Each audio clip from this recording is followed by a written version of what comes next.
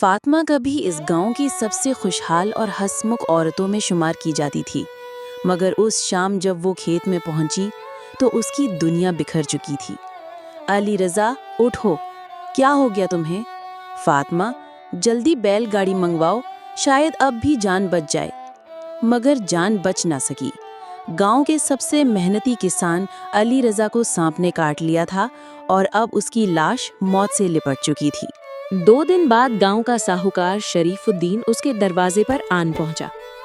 फातिमा, ये दस्तखत देख, तेरे शौहर ने मुझसे कर्ज लिया था, अब खेत मेरी मलकियत है। शरीफ भाई, अभी तो उनकी 13वीं भी नहीं हुई, जरा वक्त तो दीजिए। वक्त नहीं दिया जाता फातिमा, कर्ज चुकाया जाता है। खेत मेरा हुआ। अगले दिन फातिमा ने पंचायत में फरियाद की, सरपंच जी, ये खेत अली रज़ा की आखिरी निशानी है, मेरी बेटी का सहारा है, कुछ तो कीजिए। फातिमा, दस्तावेज कानूनी है और शरीफुद्दीन कस्बे का सबसे बड़ा कर्ज देने वाला है, हम चाहकर भी कुछ नहीं कर सकते। तो क्या औरत का कोई सहारा नहीं होता?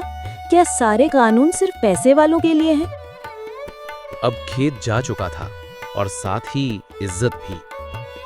फातिमा रोज सुबह दूसरों के घरों में बर्तन मांजने और खेतों में मजदूरी करने निकलती है। बेटी, तू पढ़ लिख जा, इस दुनिया में हमारे जैसे लोगों को कोई नहीं पूछता।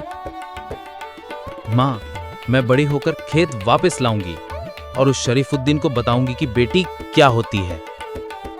उस दिन से ज़ैनब के दिल में एक आग लग चुकी थी। वो एक दिन सब कुछ बदलने की ठान चुकी थी, मगर कैसे? ये सवाल हर रोज उसके सामने खड़ा हो जाता था। 20 साल बाद ज़ैनब जंगल में अकेली लकड़ियां काट रही होती है। दोपहर की गर्मी और थकन से उसका जिस्म जवाब देने लगता है। उफ, आज तो सूरज आग उगल रहा है, थोड़ा आराम कर लूं इस दरख्त की छांव में। तभी हवा के झोंके के साथ उसे एक अनोखी खुशबू आती है। ये कैसी खुशबू है? मीठी, मसालेदार, अजीब सी महक। वो उठती है और खुशबू का पीछा करते हुए एक पुरानी टूटी फूटी झोपड़ी तक पहुंचती है। अंदर एक बुजुर्ग औरत कुछ तल रही होती है। अरे ज़ैनब, आज फिर लकड़ी लेने आई है? आपको मेरा नाम कैसे पता? तू इस जंगल में बचपन से आती है ना? मैं यहीं रहती हूँ, तुझे बचपन से देखती आई हूँ। अच्छा, लेकिन ये खुशबू, आप क्या बना रही हैं? ये है आम के पकौड़े। आम के पकोड़े? ये क्या होते हैं? मैंने तो कभी नहीं सुना।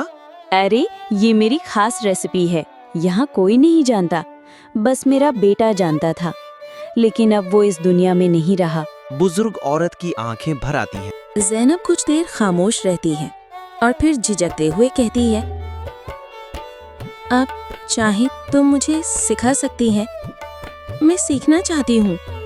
तू ही वो हाथ है जिसे मैं ये विरासत सौंप सकती हूँ। अब मेरे दिन भी पूरे हो रहे हैं, मैं चाहती हूँ कि ये जायका जिंदा रहे। पहले तो मुझे अपने बारे में सब कुछ बता। वो कहावत है ना, जिसे जायका समझना है उसे पहले जिंदगी समझनी होगी। ज़ैनब अपनी पूरी कहानी सुना देती है। अली रज़ा की मौत, साहूकार की नाइंसाफी, माँ की मेहनत और अपने अंदर बढ़ते हुए बदले और आज़ादी के ख्वाब। तेरे जैसे ही मेरे बेटे के भी ख्वाब थे, लेकिन वो शहर चला गया और वहाँ एक हादसे में उसकी मौत हो गई। तब से ये झोपड़ी, ये रेसिपी मेरी दुनिया बन गई। अगर आप चाहें तो ये रेसिपी अब मेरी दुनिया बन सकती है। तो सुन बेटी, अब जरा ध्यान से सुन। ये आम पकौड़े यूं ही नहीं बनते। और वो रेसिपी समझाने लगती है।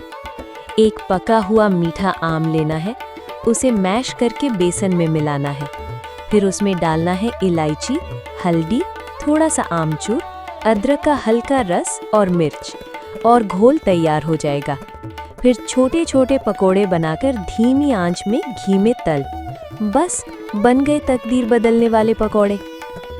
ज़ैनब पहली बार खुद से वही पकोड़े बनाती है। झोंपड़ी में वो जायका हवा में घुलने लगता है। ये तो जादू है, ये तो लोगों को दीवाना बना सकता है।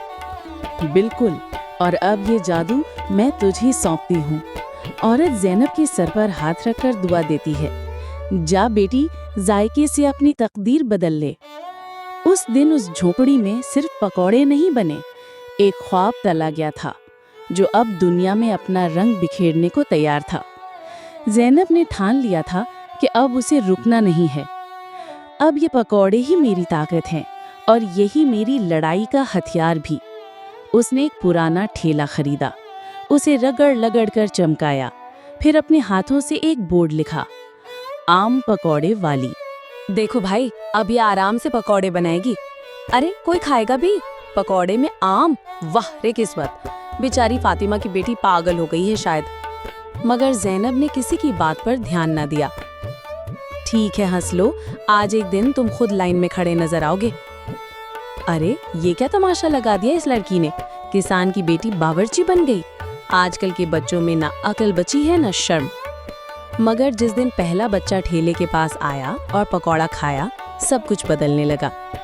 अम्मा, ऐसा जायका तो मैंने कभी नहीं चखा, मुझे भी दो, मुझे भी दो। खा के बताओ, जायका खुद बोल उठेगा। आहिस्ता आहिस्ता गांव की गलियों में आम पकौड़े की खुशबू फैलने लगी। पड़ोसी गांव से लोग आने लगे। आपका जायका तो जादू है बेटी, एक दुकान हमारी साथ भी खोलो। अम्मा, अब तो खेतों में मजदूरी मत कर, ये देख आज का मुनाफा।